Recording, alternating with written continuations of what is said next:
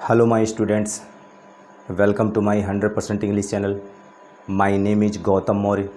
Today we will study about future indefinite tense. Future indefinite tense जिसे हम simple future tense भी कहते हैं, इसके आइडेंटिफिकेशन के बारे में जानेंगे हम। आइडेंटिफिकेशन मीन्स होता है पहचान। तो पहचान क्या होता है? जिन हिंदी वाक्यों के अंत में गा, गी, गे इत्यादि शब्द आते हैं। क्या आते हैं? गा, गी, गे, ये इत्यादि शब्द आते हैं, उन्हें हम फ्यूचर इंडेफिनिट टेंस कहते हैं। इसमें हेल्पिंग वर्ब क्या लगता है? तो ये देख लीजिए,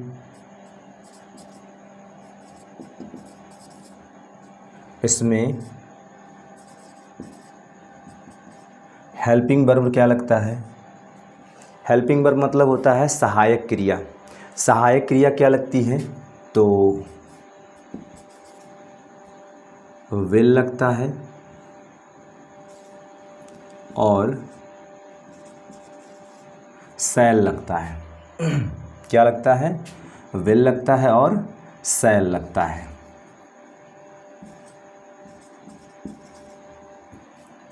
अब बात ये उठती है किसके साथ विल लगता है, किसके साथ शैल लगता है। तो ये बात ध्यान में रखिएगा। आई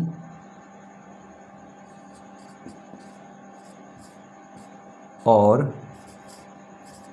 वी, आई और वी के साथ शैल लगता है, और बाकी जितने आई वी के अलावा जितने हैं अदर सब्जेक्ट,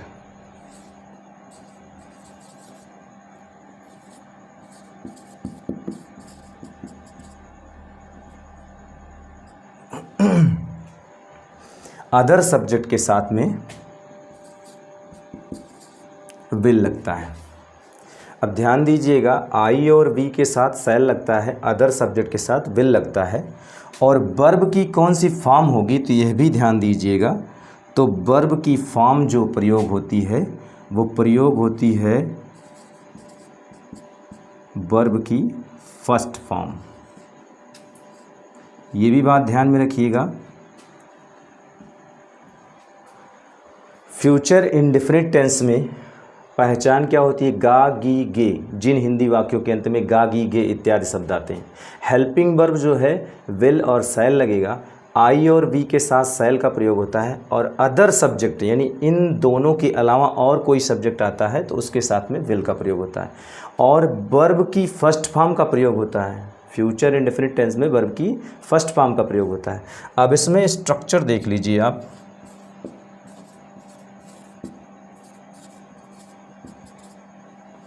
स्ट्रक्चर, तो सबसे पहले आप लिखेंगे सब्जेक्ट, उसके बाद फिर जो है आपका रहेगा हेल्पिंग वर्ब, उसके बाद फिर जो है आपकी रहेगी वर्ब की फर्स्ट फॉर्म, उसके बाद फिर आप लगाएंगे ऑब्जेक्ट, फिर उसके बाद अदर्स। अब एक चीज़ और ध्यान दीजिएगा, जैसे आपने देखा तो फर्स्ट पर्सन कौन कौन से हैं? फर्स्ट पर्सन, फर्स्ट पर्सन कौन कौन से हैं? तो फर्स्ट पर्सन आपके हैं आई और वी, आई और वी। सेकंड पर्सन में आपके कौन कौन से हैं? सेकंड पर्सन,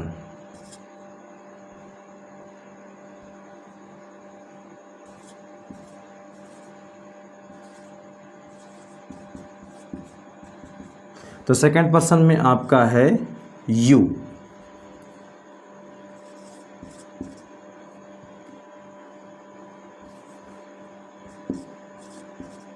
सेकंड पर्सन में यू है, और third person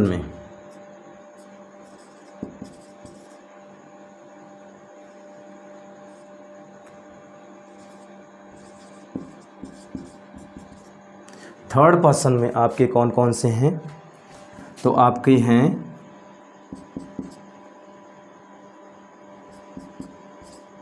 he see it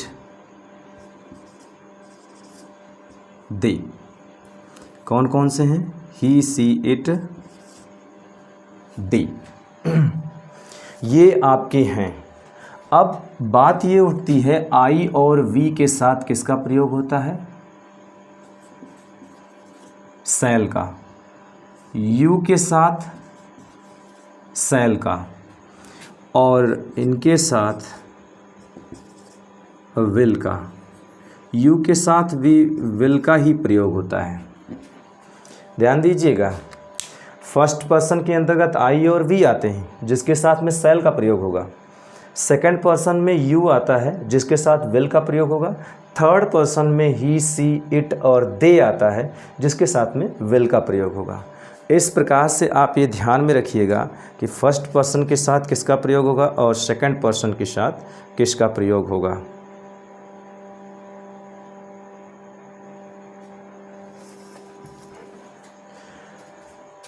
अब देखिए, तो जो नाउन होता है, नाउन जिसे हम क्या कहते हैं? थर्ड पर्सन माना जाता है। नाउन को क्या माना जाता है? Third person. नाउन को थर्ड पर्सन माना जाता है। थर्ड पर्सन माना जाता है। ये नाउन जो होता है कौन सा पर्सन होता है? थर्ड पर्सन होता है। और थर्ड पर्सन जो होता है, तो नाउन चाहे वो, ये नाउन कैसा होता है?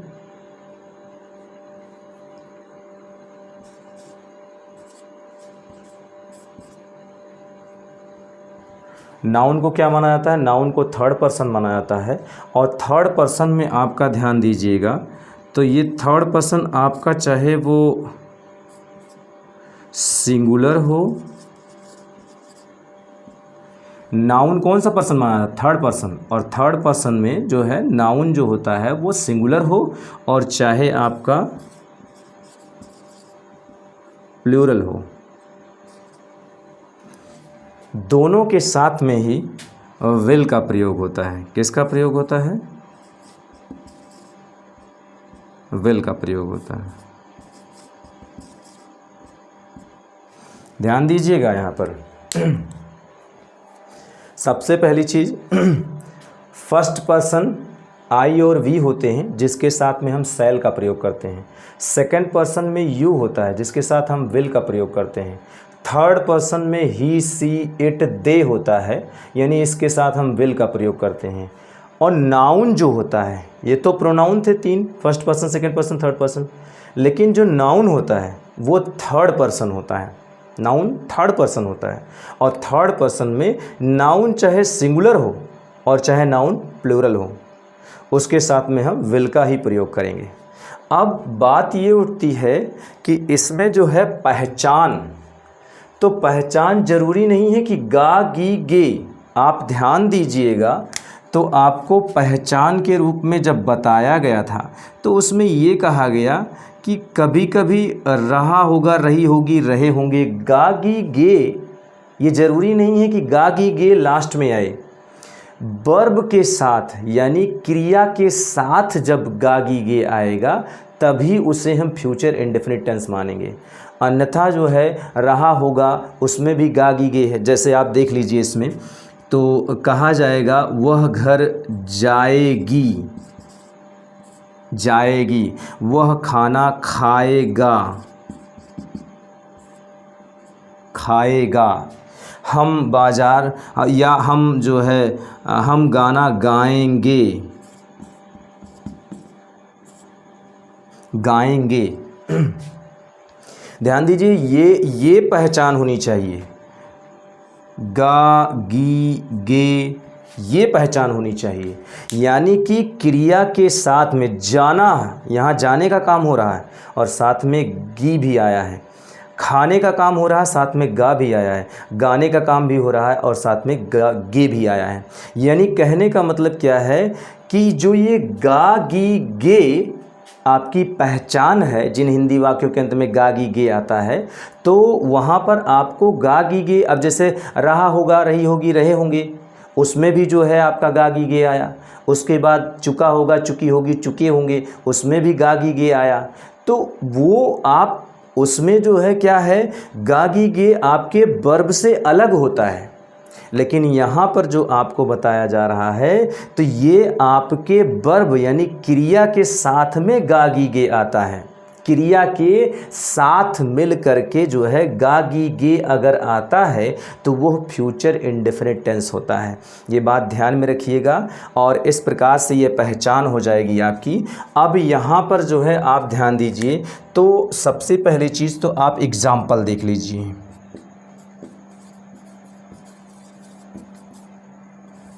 एग्जाम्पल देखिए,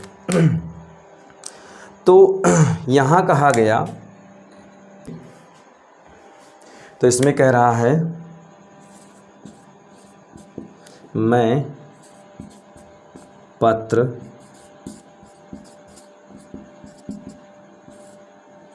लिखूंगा।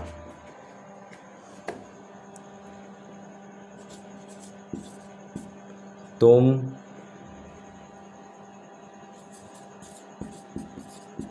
किताब पढ़ोगे। तुम किताब पढ़ोगे। अब ध्यान दीजिएगा, मैं पत्र लिखूंगा, तुम किताब पढ़ोगे, और वह गाना गाएगी। वह गाना गाएगी। तो ध्यान दीजिएगा, सबसे पहली चीज़ ये कि मैं पत्र लिखूंगा, तो इसमें लास्ट में क्या आया है, गा गी गे इत्यादि शब्द आया है। इसलिए जो है यह भी बात ध्यान दीजिएगा, गा गी गे अगर आता है तो वो कौन सा टेंस हो जाता है, फ्यूचर इंडेफिनिट टेंस हो जाता है। अब फ्यूचर इंडेफिनिट टेंस में हम करेंगे क्या कि यहाँ पर देखिए, तो क्या इसमें क्या, कब, कहाँ, क्यों, कैसे आया है, नहीं आया। तो इसका मतलब ये इंट्रोगेटिव सेंटेंस नहीं है इसका। और इसमें नहीं शब्द आया है, नहीं आया है, इसका मतलब जो है ये निगेटिव सेंटेंस भी नहीं है। इसका मतलब ये क्या है, अफर्मेटिव सेंटेंस है। क्योंकि और अफर्मेटिव सेंटेंस किससे शुरू होता है, सब्जेक्ट से शुरू होता है। तो यहाँ पर आप देखिए अफर्मेटिव सेंटेंस में स्ट्रक्चर कैसा लिखा गया है, सब्जेक्ट लिखा गया है। तो सब्जेक्ट हम सबसे पहले लिखेंगे, तो सब्जेक्ट मीन्स कर्ता, कर्ता मतलब कार्य करने वाला, और कार्य करने वाला कौन है, मैं, और मैं की अंग्रेजी क्या होगा, आई। यहाँ आपने आई लिखा। उसके बाद हेल्पिंग वर्ब लगाएंगे। हेल्पिंग वर्ब क्या लगाएंगे, तो हेल्पिंग वर्ब जो लगेगा एच से भी, और एच से जो है हेल्पिंग, और भी से वर्ब। तो यहाँ पर जो है हेल्पिंग वर्ब क्या लगाएंगे, बिल और सेल। हम बिल लगाएं या सेल लगाएं, यह डिपेंड करेगा हमारे सब्जेक्ट पर। यहाँ पर कहा गया आई और वी के साथ क्या लगाते हैं हम, सेल। तो यहाँ पर हम लगाएंगे आई सेल, आई सेल। और उसके बाद फिर जो है हम वर्ब लगाएंगे। वर्ब मीन्स क्रिया, क्रिया मतलब कार्य, और कार्य कौन सा हो रहा है, लिखने का। और लिखने की अंग्रेजी क्या होती है, राइट। क्या होती है, राइट होती है। आई शैल राइट। और उसके बाद ऑब्जेक्ट लिखेंगे। ऑब्जेक्ट पता करने के लिए हम क्या से प्रश्न पूछेंगे, क्या लिखूंगा, तो यहाँ पर लिखेंगे पत्र। और पत्र की अंग्रेजी क्या होती है, लेटर। A letter.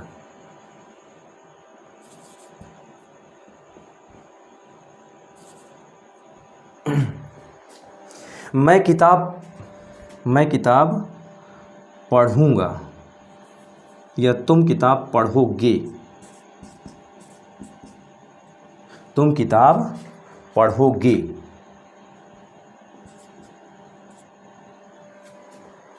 अब यहाँ देखिए, तुम किताब पढ़ोगे, गागीगे, फ्यूचर इंडेफिनिट टेंस। इसमें जो है आपका अफर्मेटिव है, निगेटिव है, इंट्रोगेटिव है। तो ये अफर्मेटिव है। अफर्मेटिव में जो है सब्जेक्ट से शुरू होता है, और सब्जेक्ट मीन्स करता, करता मतलब कार्य करने वाला, और कार्य करने वाला कौन है, तुम। और तुम की अंग्रेजी क्या होगी, यू।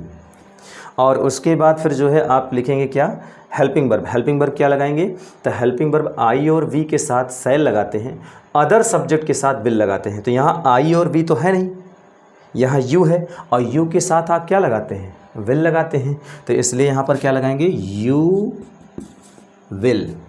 और उसके बाद फिर जो है आप लिखेंगे वर्ब। वर्ब मीन्स क्रिया, क्रिया मतलब कार्य, और कार्य कौन सा हो रहा है, तो पढ़ने का। पढ़ने की अंग्रेजी क्या होती है, read.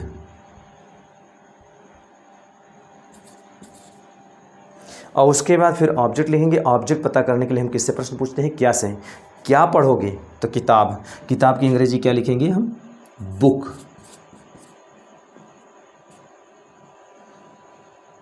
You will read a book, तुम किताब पढ़ोगे, तुम एक किताब पढ़ोगे। उसके बाद वह गाना गाएगी, तो इसमें जो है लास्ट में क्या है, गा गी गे इत्यादि शब्द आते हैं, तो फ्यूचर इंडेफिनिट टेंस होता है। इसमें ये अफर्मेटिव सेंटेंस है। अफर्मेटिव सेंटेंस में देखिए तो सबसे पहले सब्जेक्ट लिखा गया है, तो हम लिखेंगे सब्जेक्ट। सब्जेक्ट मीन्स करता करता मतलब कार्य करने वाला, और कार्य करने वाला कौन है, यहाँ पर वह है, और वह की अंग्रेजी होगी सी। सी लिख दिया। अब उसके बाद फिर जो है आप क्या लिखेंगे, हेल्पिंग वर्ब लिखेंगे। हेल्पिंग वर्ब क्या लगाएंगे, तो हेल्पिंग वर्ब बिल और सेल लगाएंगे। हम बिल लगाएं या सेल लगाएं, तो ये बात ध्यान में रखिएगा कि आई और वी के साथ सेल लगता है। यहाँ पर सी है, और सी के साथ में क्या लगेगा, सी के साथ विल लगेगा, इसलिए जो है हम यहाँ पर क्या लगाएंगे, सी विल। और उसके बाद फिर जो है आप वर्ब लिखेंगे। वर्ब मीन्स क्रिया, क्रिया मतलब कार्य, और कार्य कौन सा हो रहा है, गाएगी, तो यहाँ पर होगा सिंग। वर्ब की फर्स्ट फॉर्म हो गया। और उसके बाद फिर जो है आपका ऑब्जेक्ट होगा। ऑब्जेक्ट पता करने के लिए क्या से प्रश्न पूछेंगे, तो यहाँ पर जो है क्या होगा, ऑब्जेक्ट पता करने के लिए हम गाना जो है, ऑब्जेक्ट पता करने के लिए क्या से प्रश्न पूछेंगे, क्या गाएगी, तो गाना। तो गाना की अंग्रेजी होती है a song. She sings a she will sing a song. इस प्रकार से आपका यह सेंटेंस सॉल्व हो गया।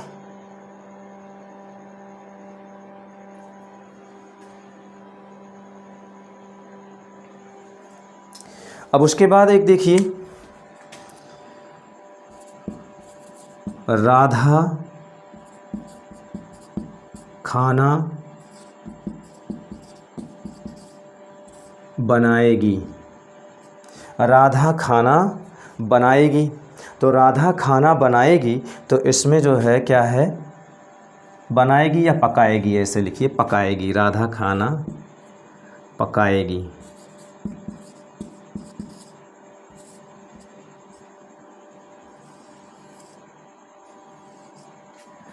राधा खाना पकाएगी, तो पकाएगी जो है यहाँ पर क्या होगा, लास्ट में गा गी गे इत्यादि शब्द आते हैं, उन्हें हम फ्यूचर इंडेफिनिट टेंस कहते हैं।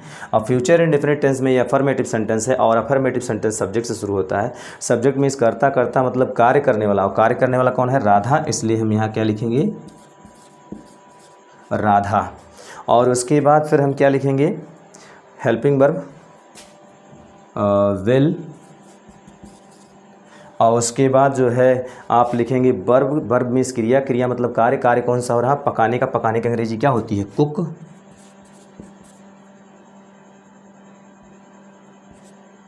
कुक। और उसके बाद ऑब्जेक्ट पता करने के लिए हम क्या से प्रश्न पूछेंगे, क्या पकाएगी, तो खाना। खाना की अंग्रेजी क्या होती है, फूड।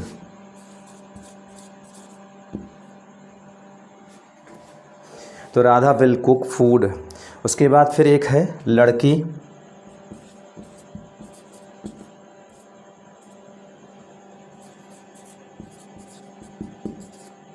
फुटबॉल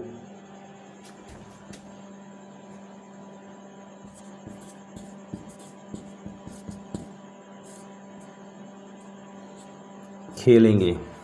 लड़के फुटबॉल खेलेंगे, तो इसमें सेंटेंस जब हम सॉल्व करेंगे, तो यहाँ गा गी गे आया है, तो ये फ्यूचर इंडेफिनिट हुआ।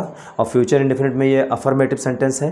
अफर्मेटिव सेंटेंस में सब्जेक्ट से शुरू होता है, और सब्जेक्ट मीन्स करता करता मतलब कार्य करने वाला। कार्य करने वाला कौन है, लड़के। और लड़के की अंग्रेजी क्या होती है, बॉयज़। दी बॉयज़। और उसके बाद फिर जो है हम हेल्पिंग वर्ब लगाएंगे। हेल्पिंग वर्ब बिल या सेल लगाते हैं। अब यहाँ हम बिल लगाएं या सेल लगाएं, तो आई वी तो है नहीं यहाँ पर आपका अदर सब्जेक्ट है, तो अदर सब्जेक्ट के साथ बिल लगाते हैं। अब एक बात ध्यान दीजिए, यहाँ पर अगर नाउन सिंगुलर है तो भी बिल लगेगा, जैसे यहाँ राधा नाउन है और इसके साथ में ये सिंगुलर है, इसके साथ बिल लगा। लेकिन यहाँ बॉयज जो है ये भी नाउन है, और ये प्लूरल है और प्लूरल के साथ भी विल लगता है, तो यहाँ पर हम क्या लगाएंगे, द बॉयज़ विल। और उसके बाद फिर जो है हम क्या लिखेंगे, वर्ब लिखेंगे। वर्ब मीन्स क्रिया, क्रिया मतलब कार्य, और कार्य कौन सा हो रहा है, तो यहाँ पर जो है खेलने का कार्य हो रहा है, तो यहाँ पर जो है हम लिखेंगे प्ले। और उसके बाद फिर ऑब्जेक्ट लिखेंगे। ऑब्जेक्ट पता करने के लिए क्या से प्रश्न पूछेंगे, क्या खेलेगा, तो ऐसी स्थिति में फुटबॉल, तो फुटबॉल लिख देंगे। ठीक, इस प्रकार से फिर से एक बार देख लीजिए। फ्यूचर इंडेफिनिट टेंस, जिसे हम सिंपल फ्यूचर टेंस कहते हैं, इसमें आइडेंटिफिकेशन इसकी कैसे पहचानेंगे, तो हमने कहा कि जिन हिंदी वाक्यों के अंत में गा, गी, गे इत्यादि शब्द आते हैं उन्हें फ्यूचर इंडेफिनिट टेंस कहते हैं। लेकिन एक बात और ध्यान दीजिएगा, फ्यूचर इंडेफिनिट का मतलब ये नहीं है कि लास्ट में गा, गी, गे आए, यानी कहने का मतलब क्या है, चुका होगा, चुकी होगी, चुके होंगे भी आएगा, और उसके बाद रहा होगा, रही होगी, रहे होंगे भी आएगा, तो उसमें भी तो गा है, लेकिन वो नहीं होंगे, क्योंकि गा, गी, गे वर्ब को लेकर के, क्रिया को लेकर के ही जो है गा, गी, गे आना चाहिए। जैसे जाएगी, खाएगा, गाएगी, गाएंगे, इस प्रकार से जो है अगर आता है, जैसे यहाँ देखिए, लिखूंगा, पढ़ोगे, गाएगी, पकाएगी, खेलेंगे, इस प्रकार से क्रिया को लेकर के अगर क्रिया के साथ में गा, गी, गे आता है तभी जो है वो फ्यूचर इंडेफिनिट टेंस माना जाएगा। और इसमें जो है ध्यान दीजिएगा, हेल्पिंग वर्ब हम विल या शैल लगाएंगे, आई और वी के साथ हम शैल लगाएंगे, और अदर सब्जेक्ट जो हैं, जो अन्य सब्जेक्ट हैं, उनके साथ में हम विल का प्रयोग करेंगे, और यहाँ पर हम वर्ब की फर्स्ट फॉर्म का प्रयोग करेंगे। अब एक बात यह भी उठती है कि आई, यहाँ फर्स्ट पर्सन जो है, फर्स्ट पर्सन के अंतर्गत आई और वी आता है, जिसके साथ में हम शैल का प्रयोग करते हैं। सेकंड पर्सन में यू आता है, जिसके साथ हम विल का प्रयोग करेंगे। थर्ड पर्सन में ही, सी, इट, दे आता है, इसके साथ हम विल का प्रयोग करेंगे। और नाउन कोई भी होगा वह थर्ड पर्सन होगा, और थर्ड पर्सन में आपका ये जानते हैं कि नाउन जो होता है वो सिंगुलर भी होता है और प्लूरल भी होता है। यदि नाउन सिंगुलर है तो उसके साथ विल का प्रयोग करेंगे, और यदि नाउन प्लूरल है तो उसके साथ भी विल का ही प्रयोग करेंगे। अब एक बात और ध्यान दीजिए, यहाँ पर जो है हमने कहा फ्यूचर इंडेफिनिट टेंस में वर्ब की फर्स्ट फॉर्म का प्रयोग होता है। अब अफर्मेटिव सेंटेंस, पहला सेंटेंस जो है आपका अफर्मेटिव सेंटेंस है, और अफर्मेटिव सेंटेंस में आप जो है स्ट्रक्चर देख लीजिए, संरचना कैसे बनेगी। सबसे पहले हम सब्जेक्ट लिखेंगे, उसके बाद हेल्पिंग वर्ब लिखेंगे, उसके बाद वर्ब की फर्स्ट फॉर्म, फिर ऑब्जेक्ट, फिर अदर्स लिखेंगे। अब यहाँ आप देखिए एग्जाम्पल के रूप में दिया गया है, मैं पत्र लिखूंगा, आई शैल राइट अ लेटर। तुम किताब पढ़ोगे, you will read a book. वह गाना गाएगी, she will sing a song. Radha खाना पकाएगी, राधा विल कुक फूड। लड़के फुटबॉल खेलेंगे, the boys will play football. इस प्रकार से यह आपका फ्यूचर इंडेफिनिट का अफर्मेटिव सेंटेंस जो है सॉल्व किया गया है। जिसे भी स्क्रीनशॉट लेनी है वो ले सकता है।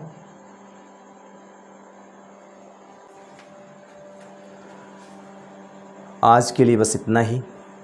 हमारी वीडियो कैसी लगी कमेंट करके बताइएगा, और फ्यूचर इंडेफिनिट टेंस जो है आप पढ़ रहे हैं, इसके पहले प्रेजेंट इंडेफिनिट टेंस और पास्ट इंडेफिनिट टेंस पढ़ाया जा चुका है। उसको, उन दोनों जो है टेंस को पढ़ करके तब फ्यूचर इंडेफिनिट टेंस पढ़िए, तो आपको ज़्यादा समझ में आएगा। और आपसे निवेदन है कि हमारे चैनल को जो है सब्सक्राइब कर दीजिए, कमेंट कर दीजिए, लाइक कर दीजिए, और बेल आइकन दबा दीजिए, और जहाँ तक हो सके इसे शेयर कर दीजिए। Thank you.